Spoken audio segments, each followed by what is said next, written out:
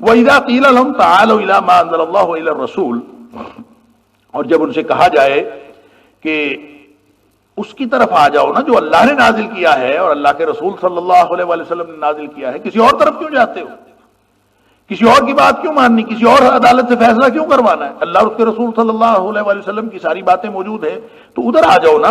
جب ان سے کہا جائے کہ ادھر آ جاؤ، تعالو آ جاؤ، الی ما انزل اللہ، جو اللہ نے نازل کیا ہے قرآن، وإلی الرسول، اور رسول اللہ صلی اللہ علیہ وسلم کی بات کی طرف آ جاؤ، رأیت المنافقین، تو اے حبیب صلی اللہ علیہ وسلم یہ منافقین کو ذرا غور سے دیکھا کرو، یہ یصدون عنک صدودا، اللہ اکبر، یوں منہ پھیرتے ہیں کہ اور آنکھیں چراتے ہیں کہ دوسری طرف منہ کر لیتے ہیں، ادھر مڑ کے نہیں دیکھتے۔ یصدون عنک صدودا، صدودا، کہ یہ بالکل منہ پھیر جاتے ہیں اور دوسری طرف اعراض کر جاتے ہیں، اللہ، نظریں چرا جاتے ہیں۔ فکیف اذا اصابتهم مصیبہ، لیکن ان کا کردار یہ مستقل نہیں۔ فکیف اذا اصابتهم مصیبہ، فیصلہ کراتے وقت آپ سے نظریں پھیر لیتے ہیں، لیکن جب ان کے اوپر کوئی مصیبت آتی ہے، فکیف، پس کیا ہے، کیسی صورتحال ہوتی ہے، اذا، جب اصابتهم مصیبہ، ان کو کوئی مصیبت پہنچتی ہے، بما قدمت ایدیہم، اپنے ہی کرتوتوں کے سبب، جو انہوں نے کچھ آگے بھیجا ہے اس کی وجہ سے ان کے اوپر مصیبت پہنچتی ہے، یا کوئی بھی مسئلہ ان کو درپیش ہوتا ہے، ثم جاؤوک، اور پھر دوڑے ہوئے آپ کے پاس آ جاتے ہیں، یحلفون باللہ، آگے قسمیں اٹھاتے ہیں، ان اردنا الا احسانا و توفیقا، قسمیں یہ اٹھاتے ہیں کہ ہم نے جتنے بھی کام کیے ہیں نا، یہ سارے اچھائی کے لیے کیے ہیں، بھلائی کے لیے کیے ہیں، الا احسانا، ہم تو اچھائی سمجھتے ہیں، جدھر بھی مل جائے تو ہم یہودیوں کے پاس جاتے ہیں تو بھی اچھائی کے لیے جاتے ہیں، آپ کے پاس آتے ہیں تو بھی اچھائی کے لیے آتے ہیں، ہم جہاں کہیں بھی جاتے ہیں ہم تو بھلائی پھیلا رہے ہیں، ہم تو سب ساری انسانیت کے خیر خواہ ہیں، انسانی بنیادوں پر ہم کام کرتے ہیں، ان اردنا الا احسانا، ہم تو اچھا کرتے ہیں، ہر جگہ احسان کرتے ہیں، وتوفیقا، اور یہ چاہتے ہیں کہ معاشرے میں امن ہو، سارے لوگ آپس میں موافقت کے ساتھ رہیں، تو ان کافروں کو آپ کے ساتھ ملانے کے لیے، یعنی ہم جب وہاں جائیں گے تو اس سے ملاپ میں اور موافقت میں اضافہ ہوگا نا، لہذا ہم تو یہ چاہتے ہیں، ان اردنا، یہ منافقین کی ہمیشہ دلیل یہ ہوتی ہے کہ ہم تو آپس میں موافقت کرنے کے لیے اور لوگوں کو ملانے کے لیے یہ کام کرتے ہیں، اللہ اکبر۔ اللہ تعالیٰ قرآن میں فرماتا ہے، اللہ اکبر، کہ یہ جو کافر ہے، فلا تطع المکذبین، ان کی بات نہیں ماننی، ودوا لو تدہن فیدہنون، وہ چاہتے ہیں کہ تھوڑی سی ڈھیل وہ کریں، تھوڑی سی ڈھیل آپ کریں، تھوڑی سی ڈھیل وہ کریں، آپس میں بات مل جائے، اللہ، مداہنت، اسی کو کہتے ہیں مداہنت۔ تو یہ اس میں درمیانی کردار کافروں کو مسلمانوں کو ایک کرنے کے لیے اور آپس میں فکری اختلاف ختم کرنے کے لیے، معاشرتی طور پر ان کو اکٹھا کرنے کے لیے، ان کی روایات و اقدار جو ہیں ان کو ملیہ میٹ کرنے کے لیے جو کردار ادا کرتے ہیں وہ ہمیشہ منافقین ادا کرتے ہیں۔ ان اردنا الا احسانا و توفیقا، اچھائی کے نام پر اور باہمی رواداری کے نام پر۔ توفیق کا مطلب ہوتا ہے دو چیزوں کو آپس میں ملانا، تو موافقت کرنا، تو ہم تو اصل میں موافقت کرنے کے لیے کرتے ہیں۔ یہ منافقین کی دلیل اور ان کی فلسفی ہمیشہ یہ ہوتی ہے۔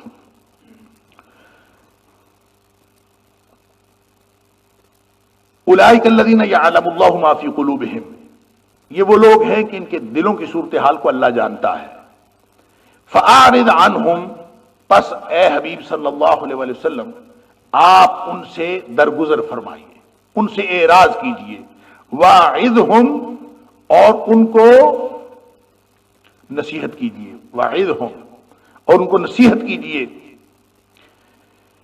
وقل لہم فی انفسہم قولا بلیغا، اور ان کے درمیان بیٹھ کے بہت اثر کرنے والی بات، مؤثر تبلیغ کیجئے ان کو، تاکہ یہ لوگ راہ راست پر آنے کے ان کے امکانات بن جائے۔ اب نبی کریم صلی اللہ علیہ وسلم کو منافقین سے ڈیلنگ کا طریقہ کار بتایا جا رہا ہے، ان سے ڈیل کیسے کرنا ہے۔ ہیں تو بڑے بدبخت، ہیں تو آستین کے سانپ، ہیں تو بہت ہی خطرناک لوگ، لیکن ظاہراً انہوں نے کلمہ پڑا ہوا ہے، ظاہری طور پر یہ مومنوں کے گروہ میں شامل ہوتے ہیں۔ پولیٹیکلی اگر ان کو گنا جائے اگر مردم شماری کی جائے تو کہاں گنی جاتے ہیں یہ؟ کہاں شمار ہوتے ہیں یہ؟ ظاہر مسلمانوں میں شمار ہوتے ہیں۔ ووٹر لسٹ بنتی ہے تو کس میں شمار ہوتے ہیں؟ مسلمانوں کی ووٹر لسٹ میں شمار ہوتے ہیں۔ اور گروپ بنتے ہیں کہ یہ کافر اور یہ مومن، تو یہ کہاں شمار ہوتے ہیں؟ مومنوں میں شمار ہوتے ہیں۔ تو جب مومنوں میں شمار ہوتے ہیں تو اب آپ ان کے خلاف اگر تلوار پکڑ کے نکلیں گے تو اس کا مطلب تو یہ ہے کہ آپ اپنے لوگوں کے پاس ہی، اپنے لوگوں کے خلاف ہی تلوار پکڑ کے نکلیں۔ اگر تو وہ کافروں کے ساتھ جا ملیں تو پھر تو آپ ان کے خلاف اٹھ کے جہاد کریں۔ اگر بیٹھے وہ آپ کے ساتھ ہیں، نمازیں آپ کے ساتھ پڑھتے ہیں، اور آپ اپنے آپ کو جو دعویٰ رکھتے ہیں وہ دین اسلام کی پابندی کا اور اللہ اور اس کے رسول صلی اللہ علیہ وسلم کی اطاعت کا دم بھرتے ہیں منافق اندر سے بدبخت یہ لوگ جو ہیں۔ فرمایا اللہ ان کے دلوں کی ساری قدورتیں جانتا ہے، ان کی دلوں کی ساری کیفیتیں جانتا ہے۔ اور یہ یاد رکھیے، عام طور پہ ہمارے ذہنوں میں یہ کانسیپٹ ہوتا ہے کہ کافر کے دل میں ایمان نہیں ہوتا اور منافق کے دل میں شاید تھوڑا ایمان ہوتا ہے، تھوڑا کفر ہوتا ہے۔ لوگوں نے یہ کانسیپٹ بنایا ہوا ہے، ایک طرف مومن، ایک طرف کافر، درمیان میں منافق۔ اور منافق جو ہوتا ہے شاید اس میں تھوڑا سا ایمان ہوتا ہے، تھوڑا سا کفر ہوتا ہے۔ ایسا نہیں ہوتا۔ جو منافق ہوتا ہے اس کے دل میں رتی بھر ایمان نہیں ہوتا، رتی بھر ایمان نہیں ہوتا، بلکہ وہ کافروں سے زیادہ بدترین آدمی ہوتا ہے۔ قرآن کہتا ہے ان المنافقین، آگے آ رہی ہے ان المنافقین فی الدرک الاسفل من النار، یہ آگ کے سب سے نچلے درجے میں ہوں گے۔ گویا یہ کافروں سے بڑے مجرم، لہذا یہ کبھی نہ سمجھے کہ ان کے دل میں ایمان ہوتا ہے۔ ظاہراً وہ جو جتنے مرضی نمازی ہو، پرہیزگار ہو، اب دیکھیں ایمان کوئی نہیں ہے، لیکن ہمیں کیا حکم ہے؟ ہمیں حکم یہ ہے کہ نبی کریم صلی اللہ علیہ وآلہ وسلم فرماتے ہیں کہ جب کسی شخص کو 5 وقت مسجد میں آتا دیکھو، اذا رأیتم احدکم یعتاد المسجد، مسجد کے لیے آتا جاتا ہے، مسجد کے لیے دوڑ دھوپ کرتا ہے، فرمایا فشہدوا لہ بالایمان، اس کے ایمان کی گواہی دے دو۔ حالانکہ منافق مسجد میں آتے تھے، اور منافق کے دل میں ایمان ہوتا ہے؟ نہیں ہوتا، رتی بھاری ایمان نہیں ہوتا۔ لیکن یہ معاملہ اس کا اللہ کے ساتھ ہے۔ فرمایا اولئک الذین یعلم اللہ ما فی قلوبہم، ان کے دلوں کی ساری کیفیت اللہ جانتا ہے۔ یہ بدبخت اندر سے کتنے کالے ہیں، اندر سے کتنے کھوٹے ہیں اور کتنے بیمار ہیں، اللہ سب جانتا ہے۔ لیکن تمہارے لیے کرنے کا کام کیا ہے؟ فَأَعْرِضْ عَنْهُمْ وَعِظْهُمْ، آپ نے کیا کرنا ہے؟ آپ نے ان سے ہمیشہ درگزری کرنا ہے اور ان کو اچھی بات ہی کہنی ہے۔ یہ جو نصیحت ہوتی ہے نا، وَعِظْهُمْ، نصیحت اور امر جو حکم ہوتا ہے، اس دونوں میں فرق یہ ہوتا ہے کہ امر تو قانونی حکم ہوتا ہے اور نصیحت وہ ہوتی ہے جس میں خیرخواہی کا پہلو نمایاں ہوتا ہے۔ گویا منافق کے ساتھ بھی جب بات کرنی ہے تو پوری خیرخواہی کے ساتھ کرنی۔ اللہ اکبر، کیسا شاندار اصول دیا جا رہا ہے کہ معلوم ہے منافق ہے۔ اب ظاہر ہے یہ اعتقادی منافق یہ صرف نبی کریم صلی اللہ علیہ وآلہ وسلم کو معلوم ہو سکتا تھا، جو اللہ نے وحی کے ذریعے بتا دیا، کیونکہ دل کی حالت سوائے اللہ کے کوئی نہیں جانتا۔ نبی پاک صلی اللہ علیہ وآلہ وسلم کو اللہ تعالیٰ نے منافقوں کے بارے میں بتا دیا تھا کہ یہ لوگ منافق ہیں۔ اب منافق کے دل میں رتی بھر ایمان نہیں ہوتا۔ نبی کریم صلی اللہ علیہ وآلہ وسلم کے علاوہ آپ کے اس دنیا سے تشریف لے جانے کے بعد اب قیامت تک اعتقادی منافق کے بارے میں ہم فتویٰ جاری نہیں کر سکتے کہ یہ منافق اعتقادی منافق ہے اور اس کے دل میں رتی بھر ایمان نہیں ہے، یہ ہم فتویٰ جاری نہیں کر سکتے۔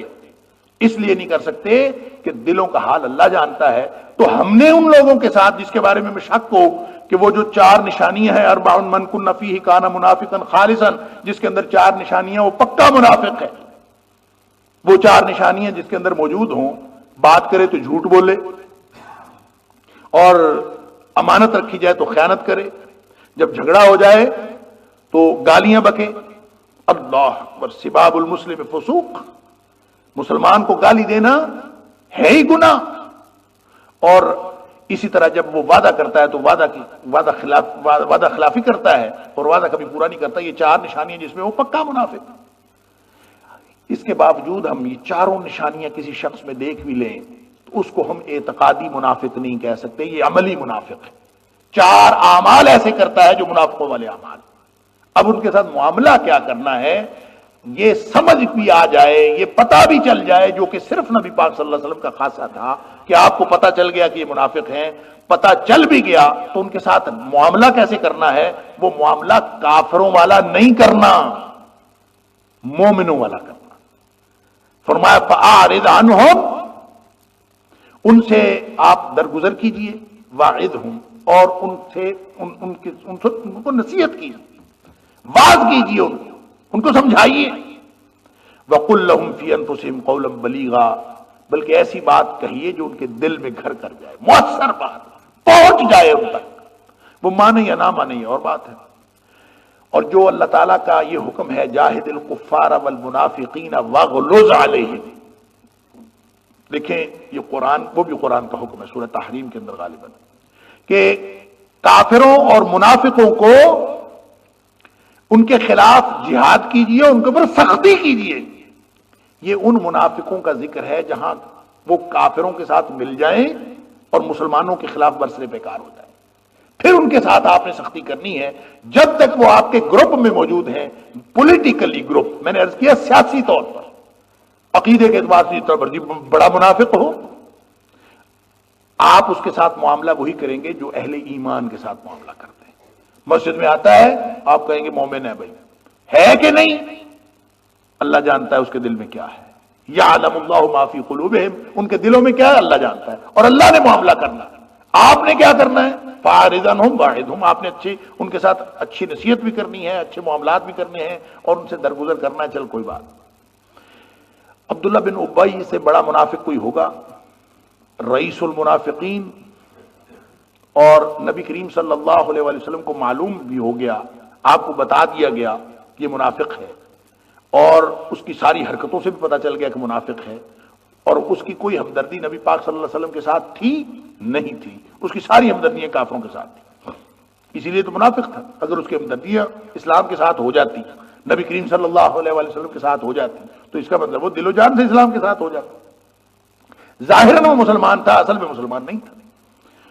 تو جس وقت خاص طور پہ یہ جھگڑا ہوا ہے اور سورہ منافقون پوری نازل ہوئی, جب غزوہ بنو مصطلق سے واپس نبی پاک صلی اللہ علیہ وسلم تشریف لا رہے تھے, تو ایک انصاری کا اور ایک مہاجر کا جھگڑا ہوا. اس جھگڑے کے نتیجے میں بات طول پکڑ گئی, تو اس نے میٹنگ کر کے جب نبی پاک صلی اللہ علیہ وسلم کے خلاف اور صحابہ کرام کے خلاف اور خاص طور پر مہاجرین کے خلاف جو کفر بکا, اور زید بن ارقم رضی اللہ تعالیٰ نے جا کے نبی کریم صلی اللہ علیہ وسلم کو بتا دیا کہ یہ اس طرح کی باتیں کر رہا تھا. تو نبی کریم صلی اللہ علیہ وسلم جب اس کو بلا کے پوچھا تو یہ صاف مکر گیا, تو میں نے تو بات ہی نہیں کی. زید بن ارقم رضی اللہ تعالیٰ نے بیچارے چھوٹے تھے عمر میں, 9 عمر تھے, وہ بڑے دل گرفتہ ہوئے کہ یہ میری بات اس نے جھٹلا دی, اور بات صحابہ کرام کے ذہن میں بھی آیا کہ شاید زید بن ارقم رضی اللہ تعالیٰ نے ایسے ہی بات کر دی ہے.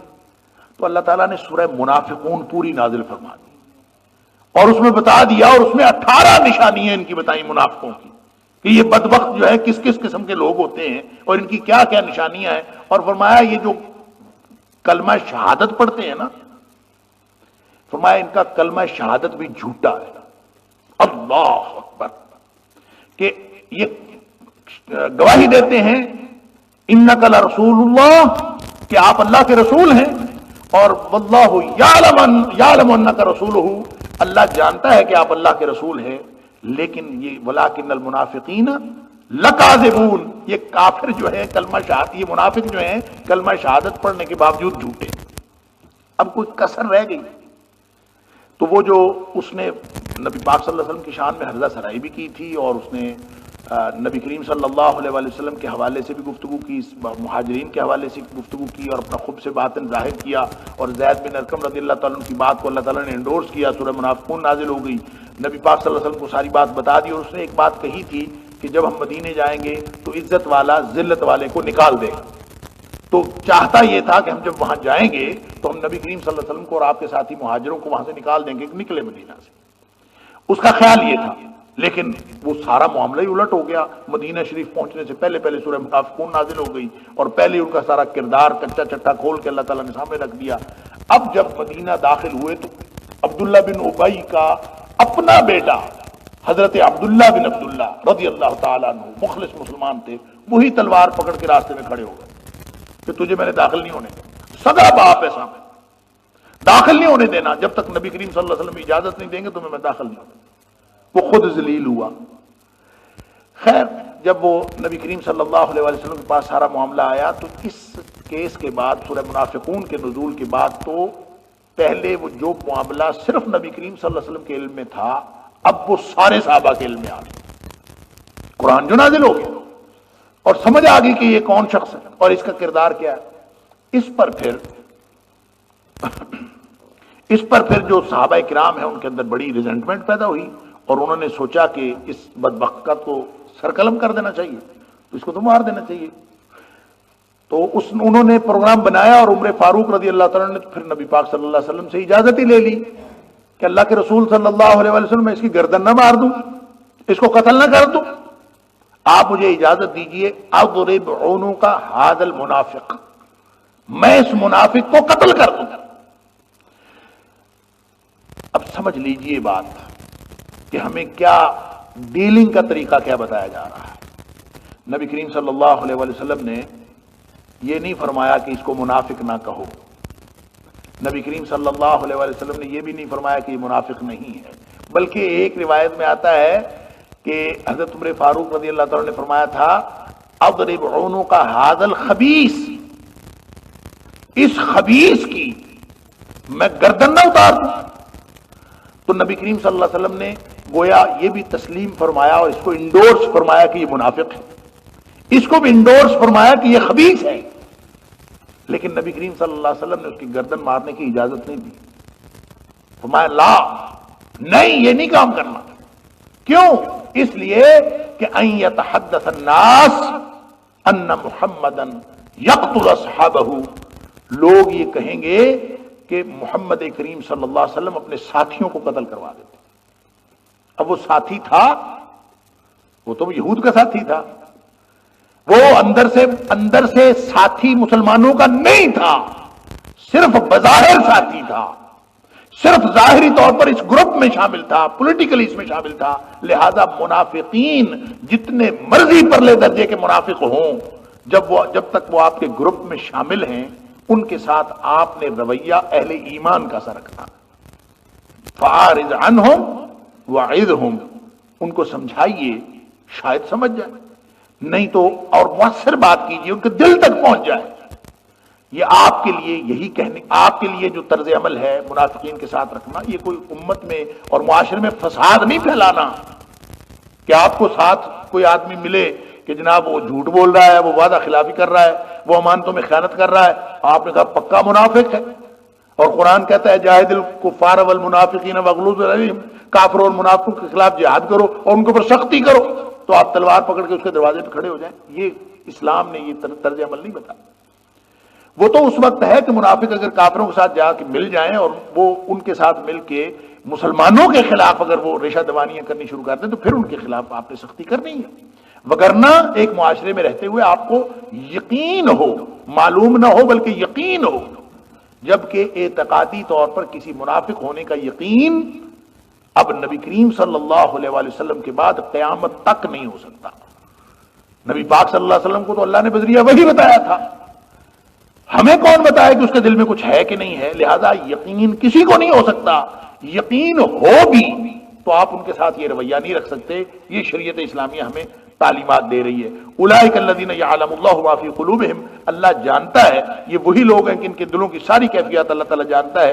فاعرض عنہم، آپ ان سے درگزر کیجئے، وعظہم، اور ان کو نصیحت کیجئے، وقل لهم فی انفسہم قولا بلیغا، اور ان کے درمیان انتہائی مؤثر گفتگو فرمائیے۔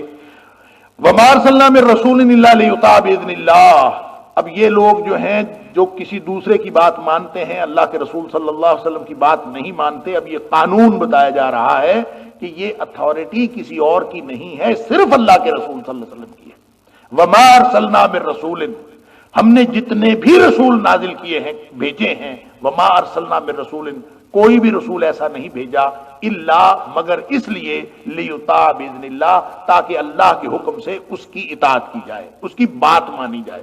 یہ نبیوں کی بعثت کا مقصد یہ ہوتا ہے۔ ہر نبی صرف اس لیے آیا کہ ساری باقی امتیں، ساری انسانیت ان کی اطاعت کرے۔ اب آخری نبی تاجدار انبیاء حضرت محمد مصطفیٰ صلی اللہ علیہ وسلم، اب قیامت تک نبوت اور رسالت ان کی ہے، اور اب کسی اور نے نہیں آنا، اور آپ کی جو نبوت اور آپ کی جو رسالت ہے وہ صرف انسانوں پر نہیں ہے، وہ جنوں پر بھی ہے، بلکہ یوں کہنا چاہیے کہ وہ ساری مخلوقات پر ہے۔ اور جب ساری مخلوقات وما ارسلناک الا رحمۃ للعالمین تو ہے، اور تبارک الذی نزل الفرقان علی عبدہ لیکون للعالمین نذیرا، فرمایا یہ آپ کے اوپر قرآن نازل کیا تاکہ آپ تمام جہانوں کے لیے ڈرانے والے بن جائیں۔ اور گویا نبی کریم صلی اللہ علیہ وآلہ وسلم کی رسالت نہ خطہ ارضی، نہ زمان، نہ مکان، وہ ہر اعتبار سے لامحدود ہے۔ وہ صرف زمین والوں کی رسالت نہیں ہے، وہ آسمان والوں کی بھی ہے، نبی پاک صلی اللہ علیہ وسلم۔ اور آپ نے فرمایا، مسلم شریف کی حدیث ہے، آپ نے فرمایا مجھے جو اللہ نے فضیلتیں عطا کی ہیں، جو اللہ تعالیٰ نے مجھے فوقیت عطا کی ہے دیگر انبیاء پر، وہ 6 وجوہات کی بنیاد پر دی ہے۔ فضلت علی الانبیاء بست، 6 باتیں ایسی ہیں جو مجھے اللہ نے باقی نبیوں کے اوپر فضیلت دی ہے۔ اس میں ایک بات آپ نے فرمائی وَأُرْسِلْتُ إِلَى الْخَلْقِ كَافَّةً، ایک مجھے اللہ نے یہ خصوصیت عطا فرمائی ہے کہ میں ساری مخلوقات کا نبی ہوں، ساری مخلوقات کا۔ اور ساری مخلوقات کون ہیں؟ سوائے اللہ کی ذات کے باقی ساری مخلوقات ہیں۔ تو اس کا مطلب ہے نبی کریم صلی اللہ علیہ وآلہ وسلم کی نبوت و رسالت ساری مخلوقات تک ہے، اور ساری مخلوقات تک تو نبوت و رسالت چلنی ہے نبی پاک صلی اللہ علیہ وسلم کی، اور اس سے باہر اگر کسی نے کوئی چلانی ہے تو چلا لے، اور اس دائرے میں تو کسی اور کی نہیں چل سکتی۔ تو نبی پاک صلی اللہ علیہ وآلہ وسلم کی اتھارٹی کیا ہے اور منصب کیا ہے؟ الا لیطاع باذن اللہ۔ اب اس کا مطلب یہ ہوا کہ قیامت تک ہر جگہ بات جو مانی جائے گی تو وہ صرف نبی کریم صلی اللہ علیہ وسلم کی مانی جائے گی۔ یہ ہے سول اتھارٹی جو اللہ نے نبی کریم صلی اللہ علیہ وسلم کو دی۔ لہذا کوئی بڑے سے بڑا عالم آ جائے، اس دھرتی کا سب سے بڑا عالم ہو، وہ قابل اطاعت نہیں ہے۔ کیوں؟ اس لیے کہ وہ نبی نہیں ہے۔ اس دھرتی کا سب سے بڑا فقیہ ہو، وہ قابل اطاعت نہیں ہے۔ کیوں؟ اس لیے کہ وہ نبی نہیں ہے۔ قابل اطاعت صرف انبیاء ہوتے ہیں، وما ارسلنا من رسول الا لیطاع باذن اللہ۔ اللہ اتھارٹی دیتا ہے، وہ بھی خود ذاتی ان کا اطاعت کی ان کی اپنی اتھارٹی نہیں ہوتی، وہ بھی عطائی ہے، اللہ کی طرف سے عطا ہوئی ہے۔ کیونکہ اطاعت ابدیت کے مظاہر میں سے ایک ہے، تعبیر حکم، اور وہ بھی اللہ کی اطاعت ہے۔ اصل حق اطاعت کا اللہ کا ہے، اور جب اللہ اطاعت کی اتھارٹی دے دے کسی کو تو وہ مل جاتی ہے۔ اللہ تعالیٰ نے اتھارٹی دے دی نبی کریم صلی اللہ علیہ وسلم کو، پھر اس کے ذیل میں اللہ تعالیٰ نے اتھارٹی دے دی والدین کو کہ ان کی اطاعت کرنی ہے۔ لہذا اور جہاں جہاں عمراء کی اطاعت کرنی ہے، فلاں کی اطاعت کرنی ہے، جتنی اطاعتیں اللہ کی دی ہوئی اتھارٹی کے ذیل میں آئیں گی ان کی اطاعت کرنی ہے۔ اور لا طاعت لمخلوق فی معصیۃ الخالق، اس اصول کے تحت کہ جہاں اللہ کی نافرمانی ہوتی ہو وہاں کسی کی اطاعت نہیں کرنی، اس اصول کے تحت یہ اطاعتیں ہیں ساری۔ لہذا اب قیامت تک اگر کوئی شخص، ختم نبوت کا پھر کیا معنی ہوا؟ نبی کریم صلی اللہ علیہ وآلہ وسلم کے بعد نبی کوئی نہیں، ولکن رسول اللہ وخاتم النبیین، آپ آخری نبی، آخری رسول۔ ان الرسالہ والنبوہ قد انقطعت، نبی کریم صلی اللہ علیہ وسلم فرماتے ہیں رسالت بھی ختم ہو گئی اور نبوت بھی ختم ہو گئی، اب کے بعد کوئی نبی اور رسول نہیں آنا۔ اس کا کیا مطلب؟ اس کا مطلب یہ ہے کہ نبی کریم صلی اللہ علیہ وآلہ وسلم کے بعد قیامت تک کوئی ایسی ہستی نہیں آنی جس کی اطاعت واجب ہو، وہ یہ اتھارٹی صرف نبی کریم صلی اللہ علیہ وسلم کی۔ اور اگر کوئی شخص یہ سمجھتا ہے کہ امت میں سے کوئی شخص قابل اطاعت ہو سکتا ہے یا اس کا کہا ہوا قانون ہو سکتا ہے، یہی بات ہے نا، میں نے عرض کیا کہ اطیعوا اللہ واطیعوا الرسول، اللہ تعالیٰ قرآن میں فرما رہا ہے اطیعوا اللہ واطیعوا الرسول واولی الامر منکم، قانون یہ ہے اللہ اور اس کے رسول صلی اللہ علیہ وسلم، یہ اصل ہے۔ اس کے ذیل میں امیر بھی ہیں، مفتی بھی ہیں، علماء بھی ہیں، حکمران بھی ہیں، سب ہیں۔ اب ان کی اطاعت کرنی ہے۔ اگر کوئی شخص یہ سمجھتا ہے کہ اللہ کے رسول صلی اللہ علیہ وسلم کے بعد قیامت تک کوئی شخص ایسا ہو سکتا ہے جو قابل اطاعت ہے، تو یہ حق تو نبی کریم صلی اللہ علیہ وسلم کا ہے نا، تو اس کا مطلب یہ ہوگا کہ وہ نبی کریم صلی اللہ علیہ وسلم کے حق پر ڈاکہ ڈالتا ہے۔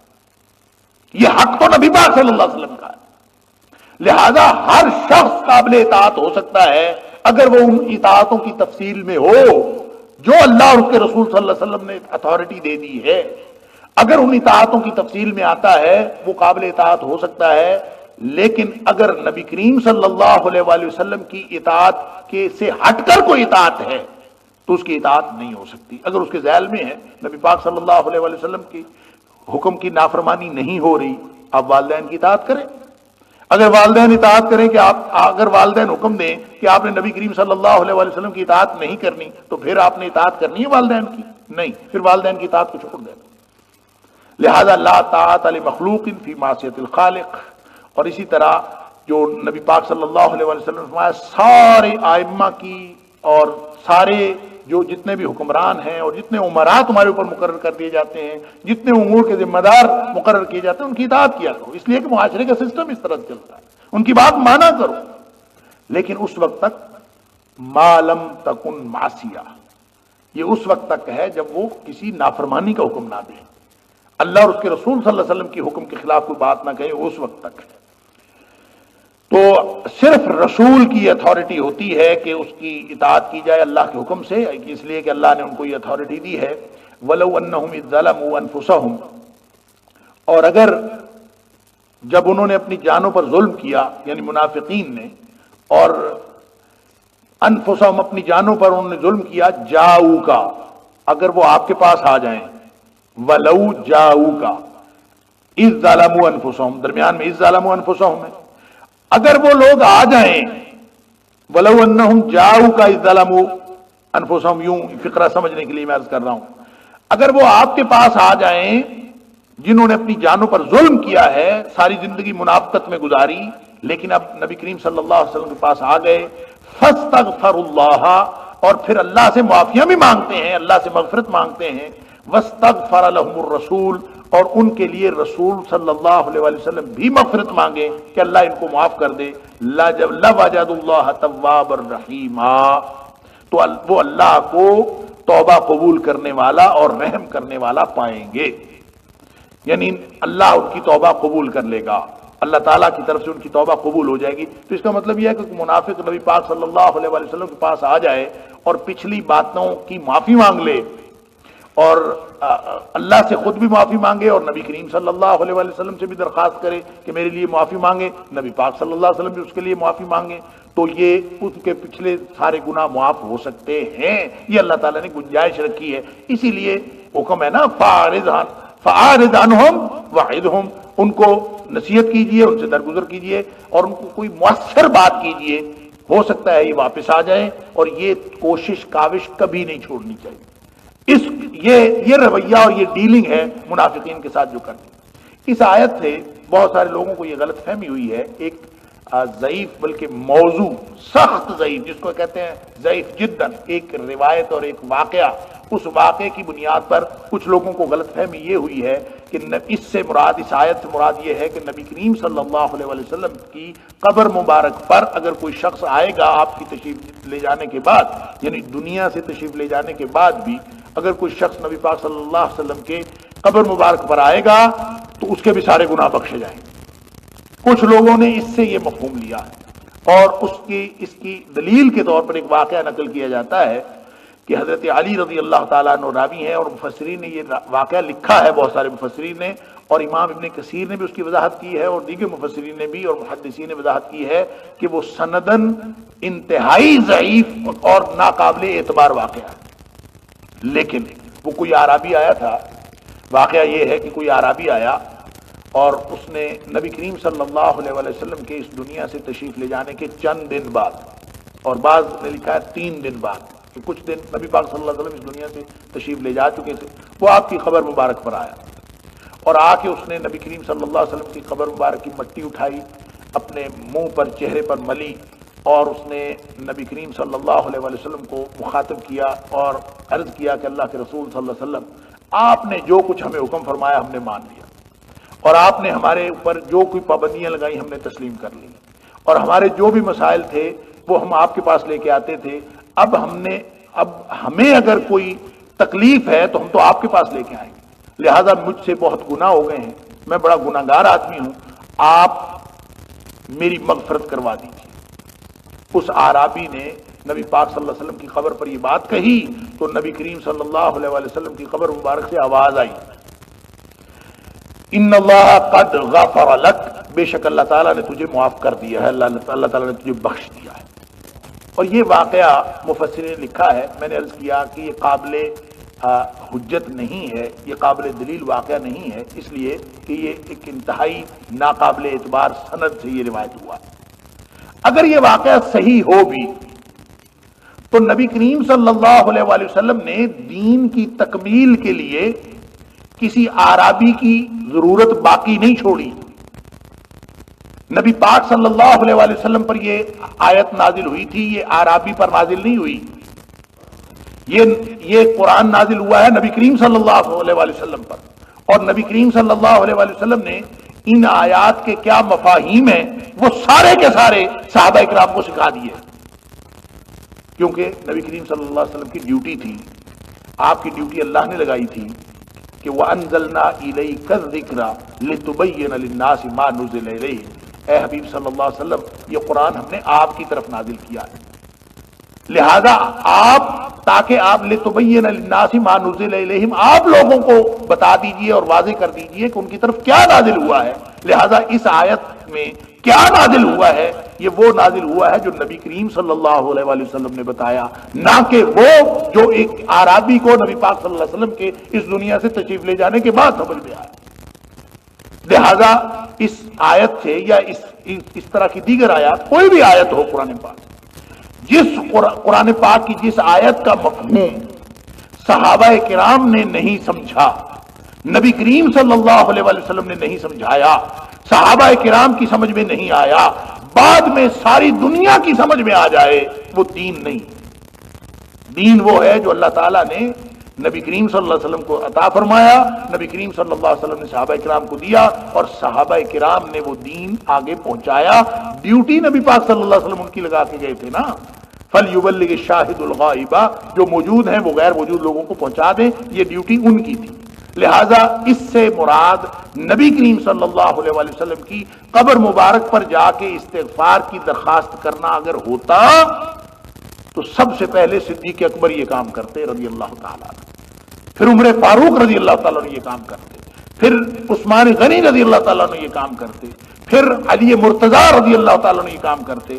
یہ صحابہ کرام میں سے کسی ایک صحابی سے بھی اگر بات یہ ثابت ہو تو پھر تو ہم کہیں گے کہ قرآن کے مفہوم کا، قرآن پاک کی اس آیت کا مدعا مفہوم اور منشا یہ ہے۔ اور اگر ایسی کوئی بات نہیں ہے تو کسی ایک ایسے بے سند واقعے کو بنیاد بنا کر نبی کریم صلی اللہ علیہ وآلہ وسلم کے بارے میں اس طرح کا عقیدہ رکھنا یہ بڑا ہی گمراہ کن عقیدہ ہے۔ اللہ تعالیٰ ہم سب کو محفوظ رکھے۔ نبی کریم صلی اللہ علیہ وآلہ وسلم یا کوئی بھی شخص، دیکھیں نا اللہ تعالیٰ نبی کریم صلی اللہ علیہ وسلم کو فرما رہے ہیں کہ ما انت بمسمع من فی القبور، اے حبیب صلی اللہ علیہ وسلم اندازہ کیجئے اللہ کے بعد کائنات کی سب سے بزرگ ہستی ہے نبی پاک صلی اللہ علیہ وسلم، ان کو کہا جا رہا ہے کہ اے حبیب صلی اللہ علیہ وسلم آپ اگر چاہیں نا کہ قبر والوں کو سنا دیں تو آپ نہیں سنا سکتے۔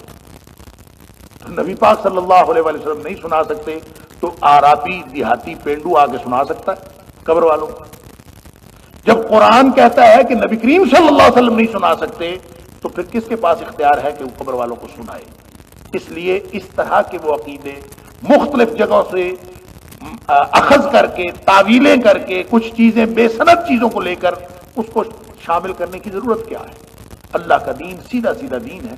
نبی کریم صلی اللہ علیہ وسلم نے فرمایا، اگر دیکھیں نبی پاک صلی اللہ علیہ وسلم کے روضہ اقدس پہ آپ کی قبر مبارک پر جا کر اگر استعانت، آپ سے مدد حاصل کرنا یا آپ سے استغفار کروانا اگر نبی کریم صلی اللہ علیہ وسلم کی اس دنیا سے تشریف لے جانے کے بعد بھی روا ہوتا تو یہ کیسے ہو سکتا ہے کہ نبی کریم صلی اللہ علیہ وسلم ہمیں بتا کے ہی نہ گئے ہوتے؟ یہ دین صرف صحابہ کرام کے لیے تو نہیں تھا، یہ قیامت تک کے لیے ہے اور ہر دور کے لیے ہے۔ تو نبی کریم صلی اللہ علیہ وسلم تو ہمیں بتا کے نہیں گئے کہ آپ آ جایا کرو وہاں اور آ کے میرے سے کہا کرو مغفرت مانگو تو میں مانگ لیا کروں گا، ایسی کوئی بات نبی کریم صلی اللہ علیہ وسلم نہیں فرمائی۔ اور پھر آپ کا یہ فرمان ہے کہ میں نے ایک بھی بات ایسی نہیں چھوڑی جو میں نے تمہیں نہ بتائی ہو۔ نبی کریم صلی اللہ علیہ وسلم فرماتے ہیں ما ترکت شیئا، میں نے ایک بھی بات ایسی نہیں چھوڑی یقربکم الی اللہ، جو تمہیں اللہ کے قریب کر سکتی تھی، ویبعدکم من النار، اور تمہیں جہنم سے دور کر سکتی تھی، الا امرتکم بہ، مگر میں نے اس کا تمہیں حکم دے دیا۔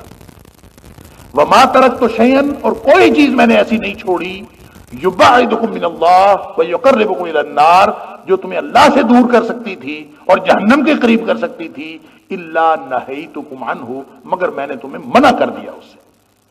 لہذا نبی کریم صلی اللہ علیہ وسلم نے ہر اس بات کا حکم دے دیا ہے جو ہمیں اللہ کے قریب کر سکتی تھی، ہر وہ بات بتا دی ہے جو اللہ کے قریب کر سکتی تھی۔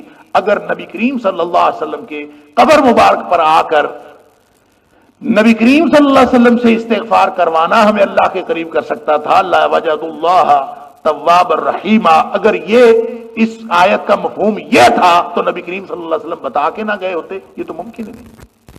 لیکن اگر کوئی شخص کہے کہ کام تو اچھا ہے نا، نبی پاک صلی اللہ علیہ وسلم کی قبر مبارک پر جانا ہے، سلام جو پیش کیا تو ساتھ درخواست بھی کر دی، کیا فرق پڑتا ہے؟ سلام پہنچ جاتا ہے تو درخواست کیوں نہیں پہنچتی؟ کوئی سوچ سکتا ہے اچھا کام، لیکن نبی کریم صلی اللہ علیہ وسلم تو نہیں بتایا۔ تو امام مالک رحمہ اللہ فرماتے ہیں کہ کوئی شخص اگر ایسا کام کرے کہ جو نبی کریم صلی اللہ علیہ وسلم نے نہیں بتایا اور وہ سمجھتا ہے کہ کام اچھا ہے تو کر لینے میں کیا حرج ہے؟ وہ یہ سمجھتا ہے کہ کام اچھا ہے، کر لینے میں کیا حرج ہے؟ نبی کریم صلی اللہ علیہ وسلم نے نہیں بتایا لیکن وہ اس کام کو کرتا ہے اچھا سمجھ کے، تو حضرت امام مالک علیہ الرحمہ کہتے ہیں کہ اس کا مطلب یہ ہے کہ وہ یہ گمان رکھتا ہے انہ زعم ان رسول اللہ صلی اللہ علیہ وسلم قد خان الرسالہ، کہ نبی کریم صلی اللہ علیہ وسلم نے نعوذ باللہ من ذالک رسالت میں خیانت کی ہے، نعوذ باللہ من ذالک ثم نعوذ باللہ من ذالک، کہ انہوں نے پوری بات ہی ہمیں نہیں بتائی، نبی پاک صلی اللہ علیہ وسلم نے بتائی نہیں، یہ بعد میں اچھی بات کسی اور کو پتہ چلی تو نبی کریم صلی اللہ علیہ وسلم، اگر وہ بات اچھی ہے تو یہ کیسے ہو سکتا ہے کہ نبی کریم صلی اللہ علیہ وسلم بتائے بغیر اس دنیا سے تشریف لے جائے؟ اور جو بات نبی کریم صلی اللہ علیہ وسلم نے نہیں بتائی اور بات دین کی ہے وہ اچھی نہیں ہو سکتی۔ اس لیے اس آیت سے کیا مفہوم نکلتا ہے، یہ نبی کریم صلی اللہ علیہ وسلم بتائیں گے یا صحابہ کرام بتائیں گے، یہ کسی ایک واقعے کو جو واقعہ سند کے اعتبار سے پوری طرح ثابت بھی نہ ہو اس کو بنیاد بنا کر اس سے کوئی نیا عقیدہ ثابت نہیں کیا جا سکتا۔ ایاک نعبد و ایاک نستعین کا مطلب یہ ہے کہ ما فوق الاسباب، درمیان میں کوئی راستہ، کوئی وسیلہ، کوئی ذریعہ موجود ہو۔ یہ لاؤڈ سپیکر موجود ہے، میں آپ کو سنا سکتا ہوں، میں کہہ رہا ہوں آپ سن رہے ہیں۔ یہ انٹرنیٹ موجود ہے، جو لوگ انٹرنیٹ کے ساتھ کنیکٹڈ ہیں وہ لوگ بھی سن رہے ہیں۔ یہ اسباب کی دنیا ہے، اسباب کے ذریعے سے ہم سب ایک دوسرے کو سنا سکتے ہیں، اور اسباب کے بغیر اسباب کے ساتھ ہم سب سن سکتے ہیں، کوئی امریکہ میں بیٹھا بھی سن سکتا ہے اور سن رہا ہوگا۔ لیکن اگر یہ اسباب نہ ہوں اور پھر بھی کوئی دعویٰ کرے کہ میں امریکہ میں بیٹھا سنتا ہوں اور یا میں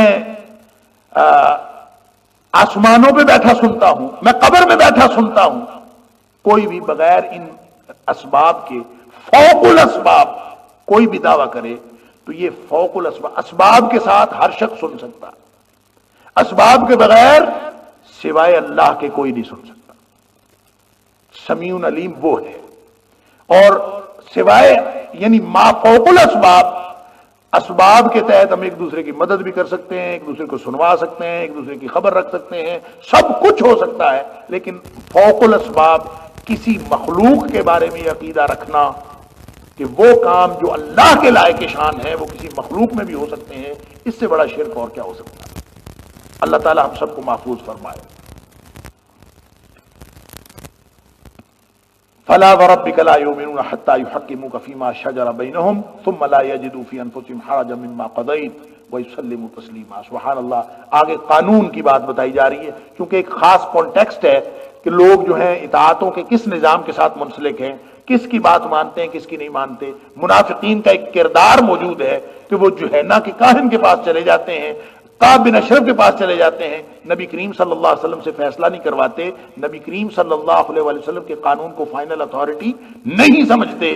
اب بتایا جا رہا ہے جو لوگ ایسا نہیں سمجھتے، جن کا کردار ایسا ہے، تو پھر ان کا ایمان کے ساتھ کیا تعلق ہے؟ فلا وربک، اللہ تعالیٰ نے اپنی قسم اٹھائی. فلا وربک، قسم ہے تیرے رب کی. لا یؤمنون، یعنی نبی کریم صلی اللہ علیہ وسلم کو کہا جا رہا ہے اے حبیب صلی اللہ علیہ وسلم آپ کے رب کی قسم ہے، لا یؤمنون، کوئی مومن نہیں ہو سکتا. لا یؤمنون، کوئی مومن نہیں ہو سکتا. حتی، یہاں تک کہ یحکموک، اے حبیب صلی اللہ علیہ وسلم آپ کو وہ حکم مان لیں، فیصلہ کرنے والا آپ کو مان لیں. اگر یہ طاغوت کی عدالتوں سے فیصلے کرواتے ہیں، اگر یہ طاغوتی نظام سے فیصلے کرواتے ہیں، اگر یہ طاغوتی شخصیات سے فیصلے کرواتے ہیں، اگر یہ اللہ اس کے رسول صلی اللہ علیہ وآلہ وسلم کے قانون سے اور آپ کے فرامین سے اور آپ کی اطاعت سے دور کرنے والی، وہ چاہے شخصیتیں ہوں، چاہے نظریے ہوں، چاہے کچھ بھی ہوں، میں عرض کر چکا طاغوت سے کیا مراد، اگر ان میں سے کسی کے پاس بھی فیصلہ کرواتے ہیں، اللہ اکبر، اور آپ کو حکم نہیں بناتے، فرمایا جب تک ان سب کو چھوڑ کر آپ کو حکم نہیں بنائیں، فیما شجر بینہم، جو بھی آپس میں ان کا اختلاف ہوا ہے، آپس میں کوئی جھگڑا ہوا ہے، اس کا فیصلہ اگر آپ سے نہیں کرواتے کسی اور سے کرواتے ہیں تو ان کا ایمان کے ساتھ کیا تعلق؟ اور جب تک وہ آپ کو واحد سول اتھارٹی نہ سمجھ لیں اس وقت تک یہ مومن نہیں ہو سکتے. اور آپ سے فیصلہ کروانے کے بعد فیصلہ کسی اور سے کرانا تو بڑی دور کی بات ہے. ثم لا یجدوا فی انفسہم حرجا مما قضیت، آپ کا فیصلہ سن کر ان کے دل میں تنگی بھی نہ آئے. ثم لا یجدوا، پھر وہ نہ پائیں، فی انفسہم، اپنے اندر، اپنے آپ کے اندر، حرجا، کوئی تنگی، مما قضیت، اس چیز کے بارے میں جو آپ نے فیصلہ کیا. نبی کریم صلی اللہ علیہ وسلم کا فرمان سامنے آ گیا، آپ کا فیصلہ آ گیا، اس کے بعد دل میں تنگی پیدا ہو جائے، اوہ یہ کیا ہو گیا، میں نے تو یوں کرنا تھا. یا فرمان سن کر آپ اپنے اس طریقے اور روش کے اندر کوئی تبدیلی محسوس کریں اور اس کے لیے تنگی محسوس کریں تو یہ ایمان کے منافی ہے.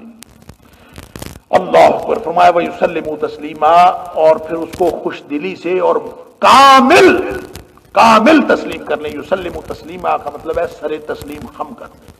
جب نبی پاک صلی اللہ علیہ وسلم کا فرمان آ جائے اسی وقت سر تسلیم خم کر دیں. یہ ہے ایمان کی روش، اور اگر یہ نہ ہوئی تو وہ ایمان نہیں ہے، یا نفاق ہے، یا کفر ہے، وہ ایمان نہیں ہے. اللہ تعالیٰ ہم سب کو کامل ایمان نصیب فرمائے، نبی کریم صلی اللہ علیہ وسلم کی اس اطاعتوں کے نظام سے جڑنے کی توفیق عطا فرمائے. وآخر دعوانا الحمدللہ رب العالمین. آج سوال و جواب کا سیشن نہیں ہوگا، اس کی بجائے اللہ کے فضل اور اللہ کی توفیق سے جناب یاسین صاحب موجود ہیں، وہ ہمیں سورہ نور کی ایک آیت کی تفسیر انشاءاللہ آج بیان فرمائیں گے. تو سوال و جواب کا جو سیشن ہے اس کی جگہ پہ یاسین صاحب سے ہم یہ سورہ نور کی ایک آیت کا سبق لیں گے انشاءاللہ. تو یاسین صاحب تشریف لیں آپ.